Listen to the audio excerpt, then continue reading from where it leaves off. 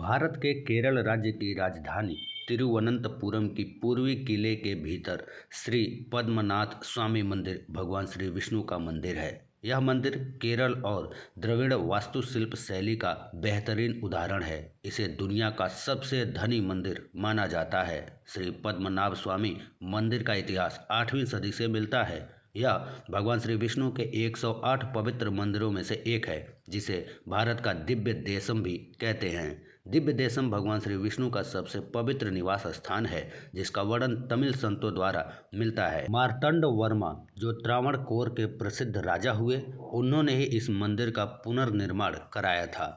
मार्तंड वर्मा ने ही इस मंदिर में पूरजपम और भद्र दीपम त्योहारों की शुरुआत की थी। पूरजपम, जिसका अर्थ प्रार्थना का मंत्रोच्चार करना होता है, इस मंदिर में 6 सालों में एक बार अब भी किया जाता है। सन 1750 में मार्तंड वर्मा ने त्रावणकोर राज्य को भगवान श्री पद्मनाभ को समर्पित कर दिया था। मार्तंड वर्मा ने यह घोषणा किया था कि राजपाट भगवान की ओर से चलाया जाएगा और वे स्वयं उनके सेवक बनकर कार्य करेंगे। तब से त्रावणकोर के हर राजा के नाम से पहले पद्मनाभ दास पुकारा जाता है।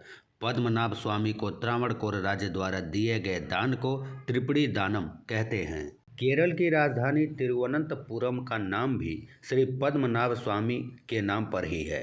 तिरुवनंतपुरम का शाब्दिक अर्थ होता है श्री अनंत पद्मनाभ स्वामी की भूमि, यानी यह वह भूमि है जहाँ पर भगवान श्री विष्णु अनंत नाग पर अनंत निद्रा में लेटे हैं।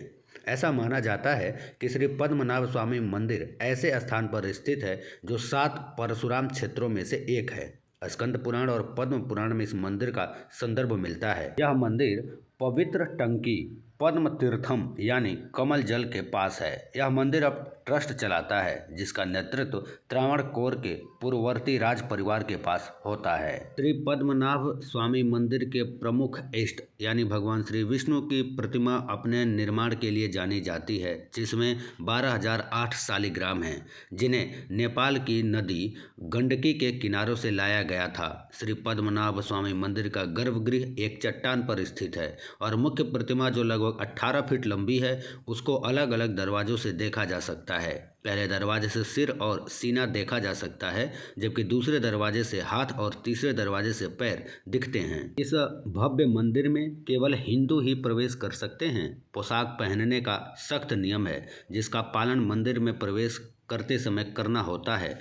पुरुषों को मुंडू या धोती, यानी जो कमर में पहना जाता है और नीचे एड़ी तक जाता है, और किसी भी तरह की कमीज या शर्ट की अनुमति नहीं है।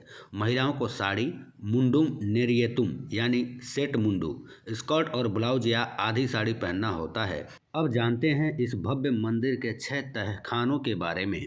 कहते हैं इसमें से एक तहखाना आज भी बंद है और उसे खोलने से कई चीजें हो सकती हैं। ये मंदिर अपने गुप्त और रहस्यमयी तिजोरी को लेकर खबरों में बना रहता है। पद्मनाभ स्वामी मंदिर भारत के सबसे अमीर हिंदू मंदिरों में से एक है, जो भगवान श्री विष्णु को समर्पित है। प्राचीन रहस्यमय ग्रंथों के अनुसार मंदिर में 6 तहखाने मौजूद हैं। मंदिर को एक प्राचीन श्राप से दूषित कर दिया गया था। मंदिर का सारा खजाना इन 6 अलग अलग तहखानों में रखा है। पद्मनाभ स्वामी मंदिर को सदियों से कई दान दिया जा रहा है, जिस वजह से भी इसे दुनिया के सबसे अमीर मंदिरों में गिनती होती है। हालांकि न केवल धन, बल्कि ये मंदिर अपनी वास्तुकला की वजह से भी काफ़ी खास है। जब आप मंदिर को देखेंगे तो आपको केरल और द्रविड़ शैलियों का एक अनूठा मिश्रण दिखाई देगा। मंदिर ने केरल की राजधानी तिरुवनंतपुरम को भी नाम दिया था। थिरुवनंतपुरम का अर्थ है भगवान अनंत पद्मनाभ का पवित्र निवास। 2011 में यहाँ के तहखानों की जांच करने का आदेश मिला। उन्होंने 6 तहखानों की तलाशी ली, जिनके दरवाजे लोहे के बने थे और उन्हें खोलने की सीमित थी। कमेटी द्वारा उन्हें A, B, C, D, E और F नाम दिया गया। इन कमरों में प्रवेश करना एक चुनौतीपूर्ण प्रक्रिया हुई, लेकिन जब उन्होंने बहुत मेहनत के बाद तिजोरी में खजाने की खोज की, तब उन्हें वहां हीरे और अन्य कीमती रत्नों और पत्थरों के साथ साथ 1 लाख करोड़ रुपए की कीमती धातुओं से बनी मूर्ति और सिंहासन मिले।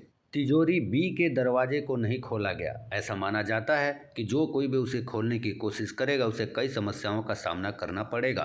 सभी 6 तिजोरियों में से चैम्बर बी भगवान पद्मनाभ स्वामी से सबसे अधिक जुड़ा हुआ है। तिजोरी खोलने के चंद हफ्ते बाद ही याचिकाकर्ता की आकस्मिक मौत हो गई। तिजोरी बी की रक्षा नागों द्वारा की जाती है। उन्हें तिजोरी का संरक्षक माना जाता है और ऐसा कहते हैं कि जो कोई भी दरवाजे को खोलने का प्रयास करेगा वह अपने लिए कई समस्याएं पैदा करेगा। सदियों पहले जब मंदिर प्रबंधन ने कल्लारा बी को खोलने की कोशिश की तो उन्हें लहरों की आवाज़ें सुनाई दी। जब यह तहखाना रहस्यमय और डरावना लगने लगा तब उन्होंने अपना फैसला बदलकर वापस इसे बंद करने का निर्णय लिया। सन 1930 के दशक में जब लुटेरों का एक गिरोह मंदिर को लूटने गया तो उन्होंने देखा कि सांप उनकी ओर देख रहा है। ऐसा माना जाता है कि प्राचीन काल के संतों ने शक्तिशाली नागा पासम मंत्र का जाप करके कच्छ के प्रवेश द्वार को हमेशा के लिए सील कर दिया था। केवल सबसे सटीक समझ वाला पुजारी ही गरुड़ मंत्र का जाप करके इसे खोल सकता है।